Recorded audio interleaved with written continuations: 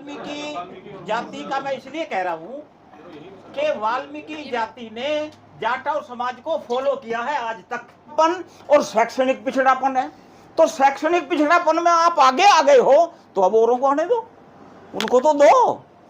सामाजिक में भी आप आगे हो, चलो नहीं भी आए, छुआछात होती है, कोई बात नहीं, उनको तो देखो।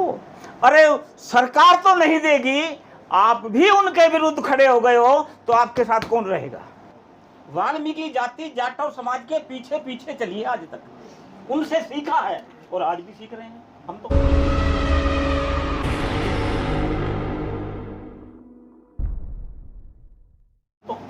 तो वो आप हमारे बड़े भाई हो, हम छोटे हैं, इस नाते मैं रेफरेंस दे रहा हूँ।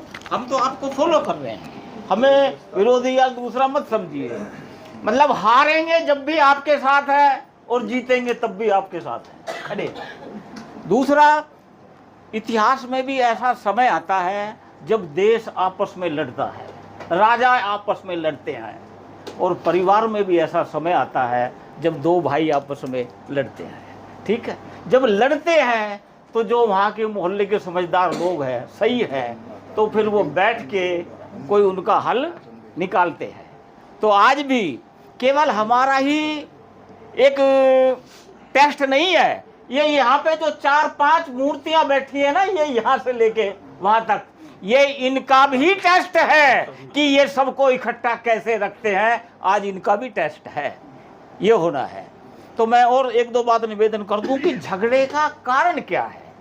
हमारे बड़े वकील साहब हैं सुप्रीम कोर्ट के, निश्चित रूप से इनकी बात में दम हो गई, मगर जो अनुच्छेद 15(4) है और 16(4) है, जो स्पष्ट कहता है कि स्टेट को कैटेगरी बनाने का अधिकार है, और उसी आधार पर 1975 से पंजाब में कैटेगरी बनी, हरियाणा में बनी, कर्नाटक में बनी, आंध्रा में बनी, और ये चलता रहा। कहीं किसी का झगड़ा नहीं हुआ, कहीं कोई नहीं बटा, सब इकट्ठे वाल्मीकि जयंती मना रहे हैं, रविदासियों को बुला रहे हैं, रविदास जयंती मना रहे हैं, वाल्मीकि आ रहे हैं, दोनों मिलकर अम्बेडकर जयंती मना रहे हैं, बुद्धा की जयंती मना रहे हैं। कहीं कोई बंटवारा नहीं हुआ, कहीं झगड़ा नहीं हुआ।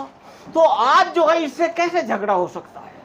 तो आज जब सुप्रीम कोर्ट कहता है कि जो लोग, हम ये भी कहते हैं कि जाटव जाति बहुत शिक्षित हो गई है और ये वाल्मीकि जाति नहीं पढ़ी है। अरे जब तुम शिक्षित हो गए हो तो जो सामाजिक आरक्षण का आधार है सामाजिक पिछड़ापन और शैक्षणिक पिछड़ापन, तो शैक्षणिक पिछड़ापन से तो तुम आगे आ गए हो, तो फिर जो पीछे रह गए हैं शैक्षणिक पिछड़ापन से, शिक्षा में जो पीछे रह गए हैं, तो फिर उनको आगे आने दो ना, उनको भी हिस्सा दो ना, उनको हिस्सा क्यों नहीं दे रहे।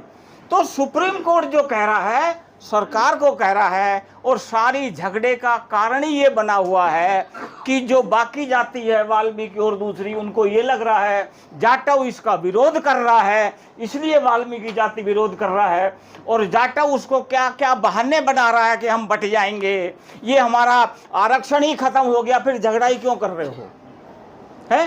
तो ये रिजल्ट तभी आएगा जब बड़े भाई का रोल अगर आप करते हो, बड़ा भाई जो सदा छोटे को तरफ देखता है।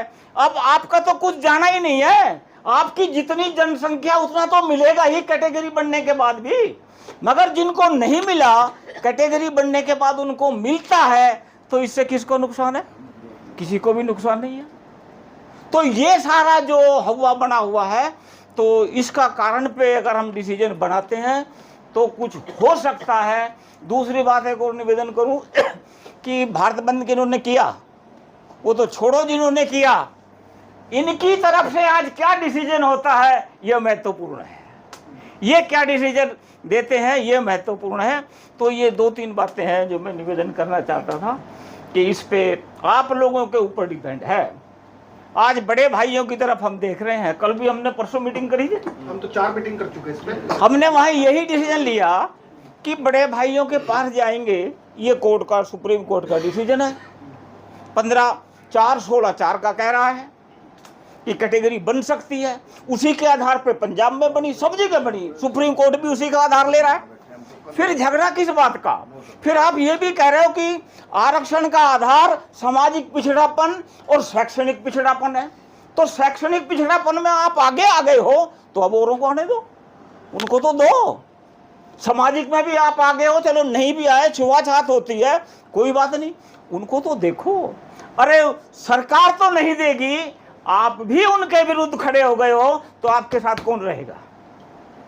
तो इस पे आप विचार करेंगे, कोई निर्णय बनाएंगे। इन्हीं आशा के साथ जय भीम, जय भारत, जय भूमि।